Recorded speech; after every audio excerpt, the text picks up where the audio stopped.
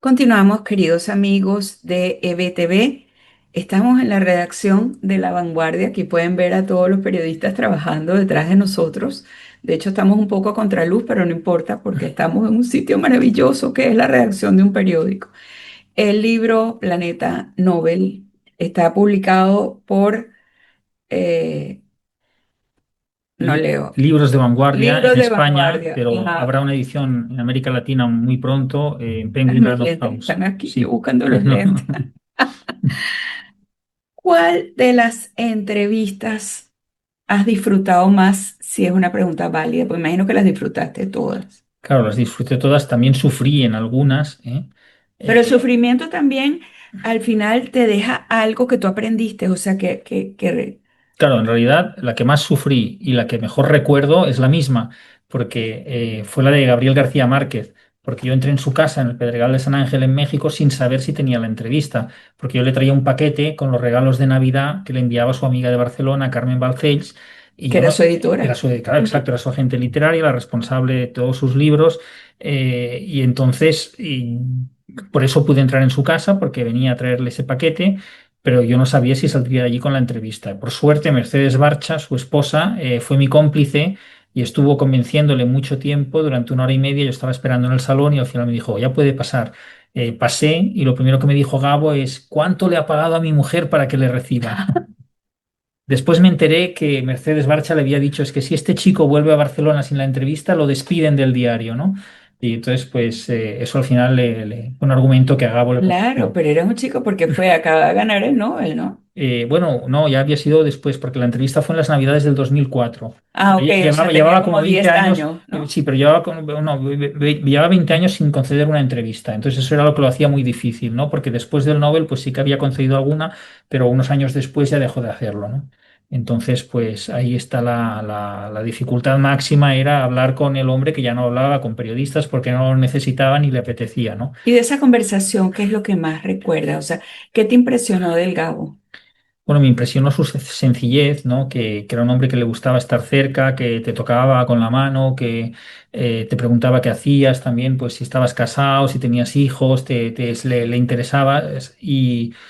Y después también mi gran frustración fue que de las 30 entrevistas es la única que no tengo grabada porque él no quería que le grabaran. Ay, Yo no. puse mi magnetófono digital y él me dijo, no, no, no, no, porque me dijo, mire, yo tengo una escuela de periodismo en Cartagena de Indias, la Fundación Gabo, que una de las cosas que explico es que no hay que grabar las entrevistas, porque así, si se escriben de memoria o con las notas, literariamente quedan mucho mejor, porque hablamos muy mal y entonces con la grabación se reproduce como uno habla y no es tan Ay, bello. qué Sí. divertido. Y entonces dije, hombre, pero déjemelo grabarlo como recuerdo. Y dice, no, no, porque si lo graba luego lo va a usar y no puede ser y me contradigo a mí mismo si le dejo que lo grabe. Y no tengo ningún recuerdo, más que las fotos. Bueno, pero por lo menos tienes la foto. Vargas Llosa. Bueno, pues Ya que hablamos del Gabo, vamos a hablar del otro latinoamericano que aparece en el libro. claro, con Vargas Llosa es uno de los autores con los que más he entrevistado. Lo he entrevistado en su casa de Madrid, en Lima y en Nueva York. Fue Ujú. mágico porque yo estuve con él 2 días, los 2 días previos a que le anunciaran que había ganado el Nobel. Y la noche antes, el miércoles por la noche, esto era pues diciembre del 2010, lo acompañé hasta un teatro donde iba a haber una función de danza y le dije, bueno, Mario, si mañana te dan el Nobel, ¿puedo entrar en tu casa? Entonces estalló en una carcajada y me dijo, no te preocupes, Xavi, ese tren ya pasó para mí. Porque el año antes habían dicho que se lo iban a dar y se lo dieron a quién A fue. Thomas ¿Quién? Transtromer. No, Thomas Ah, Transtromer fue posterior, el 2011. fue al Sí, revés. fue al Fue que revés, creían exacto. que se le Creían iba a dar a ese año, Stromer, exacto, y se lo dieron a Vargas. Que exacto. dijeron, se lo dieron al peruano. Sí, sí, sí, sí, Esa- sí. Y sí. entonces, pues el día que se anuncia que le dan el premio Nobel, yo le llamo, digo, hombre, Mario, me dijiste que podía entrar a tu casa. Dice, sí, sí, me trajiste suerte, ven, no sé qué. Y entonces fui a su apartamento en Manhattan, al lado de Central Park, Sí, yo rascacielos, fui, yo sí, fui. y había todo de periodistas en la puerta, con las cámaras de televisión, estaban todos allí. Entonces yo escondí mi libreta y llamé al portero automático como si fuera un vecino.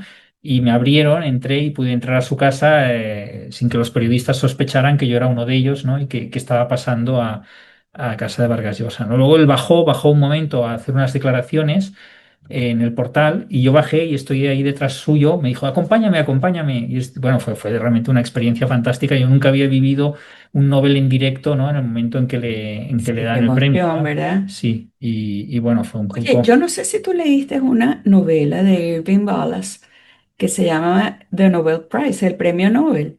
Y él narra en esa novela, son todos los ganadores, es ficción, por supuesto, de un año y es la vida del escritor, de la pareja que gana química, del que gana medicina. O sea, pero una cosa bien que tú dices, bueno, yo me acuerdo que mi papá me decía, ¿cómo pierdes el tiempo leyendo Irving Wallace? Pero Claro. tenía historias muy buenas. Sí, sí, sí. Y algunas de esas, luego, yo que he ido a varias galas en Estocolmo cuando dan los premios, algunas de ellas ves algunos episodios que te recuerdan esa novela, ¿no? Y luego hay esa película argentina, ¿no? También de un escritor que lo gana. Lo que es más maravilloso de cuando dan el premio Nobel en Estocolmo es que juntan en el mismo hotel a los ganadores de todas las categorías. Y entonces, pues, por ejemplo, pues está Vargas Llosa, pero está el Nobel de Física, el de Química, el de Medicina, y Ujú. coinciden en los desayunos. Creo que el único que no eh, está es el de economía que lo entregan aparte, ¿no?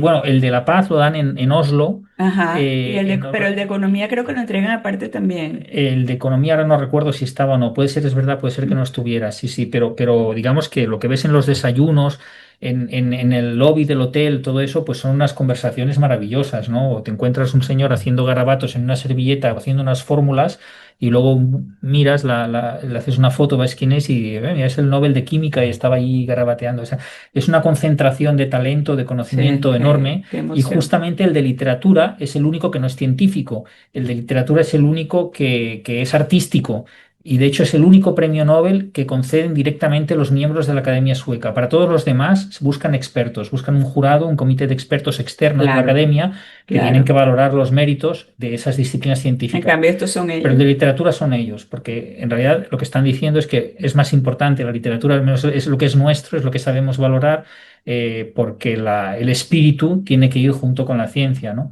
Y entonces la literatura es eso, es espíritu, ¿no?